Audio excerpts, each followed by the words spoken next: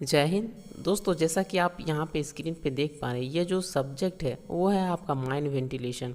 और mind ventilation जैसा कि आपको पता है ये सेकेंड ईयर का सब्जेक्ट होता है। तो दोस्तों यहाँ पे मैं आपको याद दिलाता हूँ कि मैंने आपसे कहा था कि मैं जल्द ही आपके माइंड वेंटिलेशन सब्जेक्ट को स्टार्ट करने वाला हूँ। तो मैंने स्टार्ट तो कर दिया था। स्टार्ट करने के बाद मैंने आपका जो यूनिट नंबर फर्स्ट है माइंड एयर, उसको मैंने बारीकी ढंग से समझाया था। तो उम्मीद करते हैं कि आपने वो वीडियो देखा होगा। यदि आपने देखा नहीं है वीडियो तो आप चैनल के प्लेलिस्ट सेक्शन में जाके वो वीडियो वॉच कर सकते हैं। और आज हम लोग सेकेंड यूनिट को देखने वाले जो कि है आपका माइंड क्लाइमेट। दोस्तों मैं आपको रिमाइंड करता हूँ कि मैं ये जो आपका 2.1 है purpose and standard of ventilation, इसको मैंने ऑलरेडी एक वीडियो में डिस्कस कर दिया हूँ। आप जैसे ही चैनल के प्लेलिस्ट सेक्शन में जाते हैं माइंड वेंटिलेशन, तो आपको यह जो टॉपिक है वो आपको मिल जाएगा। आज हम लोग मेनली बात करने वाले हैं standard for minimum and maximum velocity for different location के बारे में। तो कंप्लीट वीडियो को आप देखिएगा और किसके रिगार्डिंग यदि आपको कोई भी डाउट्स होता है तो कमेंट करके पूछ सकते हैं। और हाँ, आप हमें इंस्टाग्राम में भी फॉलो कर सकते हैं और चैनल पे पहली बार आए तो चैनल को भी सब्सक्राइब करें। आइए हम लोग शुरू करते हैं और समझते हैं standard for minimum and maximum velocity for different location के बारे में। दोस्तों माइंस के अंदर में हम लोग एयर वेलोसिटी को 2 कैटेगराइज में प्रोवाइड करते हैं। एक होता है आपका मैक्सिमम एयर वेलोसिटी, वहीं दूसरा होता है आपका मिनिमम एयर वेलोसिटी, जैसा कि आपका सिलेबस में भी है। तो हम लोग पहले तो देखते हैं मैक्सिमम एयर वेलोसिटी क्या होता है, उसके बाद हम लोग मिनिमम एयर वेलोसिटी को भी देखेंगे। मैक्सिमम एयर वेलोसिटी का मतलब होता है कि मान लीजिए सपोज डैट आपको कहा गया है कि 50 किलोमीटर पर आवर की स्पीड से बाइक चलाना है। तो ये जो आपका 50 किलोमीटर पर आवर है वही आपका मैक्सिमम वेलोसिटी है। इससे ज़्यादा आपको परमिट नहीं किया है कि आप ज़्यादा स्पीड से चलाएं।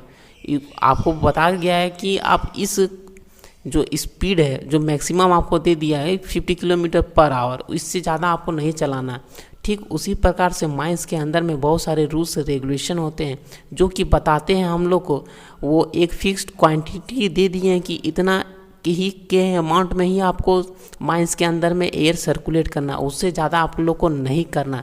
तो जो आपका मैक्सिमम वेलोसिटी दे दिया गया है उसी को हम लोग मैक्सिमम एयर वेलोसिटी कहते हैं। और इसके एबव हम लोग कोई भी वेलोसिटी ऑफ एयर को रिलीज़ नहीं करते हैं। इससे हम लोग को लेस अमाउंट में ही एयर को सर्कुलेट करना होता है। दोस्तों बहुत सारे रीज़न के कारण ही आपको माइंस के अंदर में जो आपका मैक्सिमम एयर वेलोसिटी का नियम है वो लागू होता है। सबसे पहला तो हम लोग देखते हैं कि क्यों हम लोग को मैक्सिमम एयर वेलोसिटी से ज़्यादा नहीं करना चाहिए, क्यों हम लोग को मैक्सिमम एयर वेलोसिटी से कम के ही अमाउंट में एयर को सप्लाई करना चाहिए। तो सबसे पहला पॉइंट आता है to take precaution against human discomfort. दोस्तों हमारे बॉडी के अंदर में एक फिक्स्ड क्वांटिटी ऑफ एयर के स्पीड को हम लोग झेल सकते हैं। यदि उससे ज़्यादा स्पीड ऑफ एयर हम लोग को दिया जाए तो हम लोग क्या होंगे कि ह्यूमन डिस्कम्फर्ट होगा। सपोज़ इसको मैं एग्जांपल के तौर पर समझाता हूँ।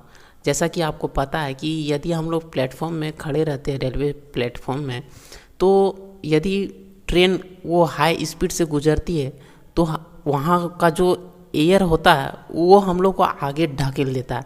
ऐसा इसलिए तो वहाँ पे हम लोग को जो बॉडी वो डिस्कम्फर्ट फील करता है। ठीक उसी प्रकार से माइंस के अंदर में भी हम लोग को डिस्कम्फर्ट फील होता है यदि हम लोग मैक्सिमम एयर वेलोसिटी से ज़्यादा अमाउंट में आपका एयर को सर्कुलेट करेंगे। तो सेकेंड पॉइंट है आपका to take precaution against dust hazard. दोस्तों जैसा कि आपको पता है कि यदि स्पीड ऑफ एयर ज़्यादा होगा तो वो ज़्यादा अमाउंट में डस्ट को माइंस के अंदर में फैला देगी। तो वो भी कारण होता है कि मैक्सिमम एयर वेलोसिटी से ज़्यादा हम लोग को नहीं करना चाहिए air circulate. Third number point है to take precaution against fire hazard. दोस्तों यदि कहीं माइंस के अंदर में आग लग गया है तो उस सिचुएशन में यदि हम लोग मैक्सिमम एयर वेलोसिटी से ज़्यादा अमाउंट में एयर को सर्कुलेट करेंगे तो जहाँ पे आग लगा है वो अपने साथ माइंस के अदर पार्ट में भी वो फैल जाएगा। सो इसलिए हम लोग को कहा जाता है कि मैक्सिमम एयर वेलोसिटी से कम के अमाउंट में ही हम लोग को एयर सर्कुलेट करना चाहिए माइंस के अंदर में। नेक्स्ट हम लोग देखते हैं कि माइंस में वैसा कौन सा प्लेस है जहाँ पे हम लोग को मैक्सिमम एयर वेलोसिटी जो दिया गया है वो कितना होना चाहिए। फर्स्ट पॉइंट है आपका ventilation shaft not provided with winding equipment.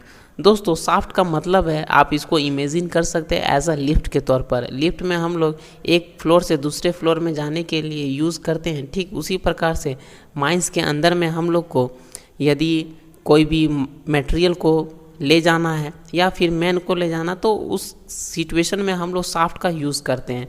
तो यहाँ पे कहा गया है कि जो वेंटिलेशन शाफ्ट है जहाँ जिस पे कि आपका वाइंडिंग इक्विपमेंट नहीं किया गया है, तो उस कंडीशन में आपका जो मैक्सिमम एयर वेलोसिटी है वो हम लोग को 15 मीटर पर सेकेंड की स्पीड में रखना पड़ेगा।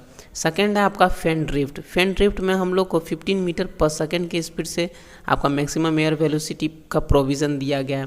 थर्ड है आपका ventilation shaft where winding equipment is not carried out और होस्टिंग शाफ्ट ओनली, यानी कि वैसा शाफ्ट जिसके द्वारा हम लोग मैन को ले जाने का काम तो नहीं करते हैं, लेकिन हम लोग मटेरियल को ऊपर से नीचे और नीचे से ऊपर ले जाने के लिए जो शाफ्ट का यूज़ करते हैं, तो उसका जो मैक्सिमम एयर वेलोसिटी है वो आपका 20 मीटर पर सेकेंड का होना चाहिए। फोर्थ पॉइंट है आपका shaft use for main winding और मेन होस्टिंग शाफ्ट। जिस शाफ्ट में हम लोग मेन के लिए आवागमन होगा, जो कि मेन को नीचे से ऊपर और ऊपर से नीचे ले जाएगा, उस कंडीशन में उस प्लेस में आपका जो मैक्सिमम एयर वेलोसिटी होना चाहिए वो 8 मीटर पर सेकेंड के स्पीड में होना चाहिए। नेक्स्ट है आपका haulage roadway other than conveyor roadway. इसमें भी हम लोग को मैक्सिमम एयर वेलोसिटी वो 8 मीटर पर सेकेंड रखना पड़ेगा। नेक्स्ट है आपका conveyor roadway, loading point, transfer point, working faces in development district, working faces in depillaring district, long wall faces, stopping area, इन सभी प्लेस में हम लोग को 4 मीटर पर सेकेंड के स्पीड से ही मैक्सिमम एयर वेलोसिटी को रखना पड़ेगा। तो दोस्तों क्या मैं उम्मीद करूं कि जो मैंने आपको समझाने का कोशिश किया मैक्सिमम एयर वेलोसिटी का कॉन्सेप्ट वो आपको क्लियर हो गया होगा। यदि आपको कॉन्सेप्ट क्लियर हो गया तो आप डेफिनेटली लाइक करके बता सकते हैं। नेक्स्ट हम लोग देखते हैं मिनिमम एयर वेलोसिटी के कॉन्सेप्ट को। माइंस के अंदर में मिनिमम एयर वेलोसिटी इसलिए प्रोवाइड किया जाता है ताकि कोई भी ह्यूमन डिस्कम्फर्ट ना हो, आदमी लोग अच्छा तरीक़ा से कंफर्टेबल जोन में रह करके काम कर सके, इसलिए हम लोग को मिनिमम एयर वेलोसिटी का कंसेप्ट आया। दोस्तों जैसा कि आपको पता है कि यदि हम लोग कोई भी ज़्यादा अमाउंट में चीज़ों को कंज्यूम करते हैं, जितना कि हम लोग को आवश्यकता है, यदि उससे ज़्यादा अमाउंट में हम लोग किसी चीज़ को लेते हैं तो वो हमारे शरीर के लिए घातक साबित होता है। ठीक उसी प्रकार से आपका माइंस के अंदर में एक फिक्स्ड क्वांटिटी ऑफ एयर को हम लोग को सप्लाई करना पड़ता है। यदि हम लोग उससे ज़्यादा के अमाउंट में कर देते हैं तो वो भी नुकसान है, और उससे कम के अमाउंट में भी करते हैं तो वो भी नुकसान है।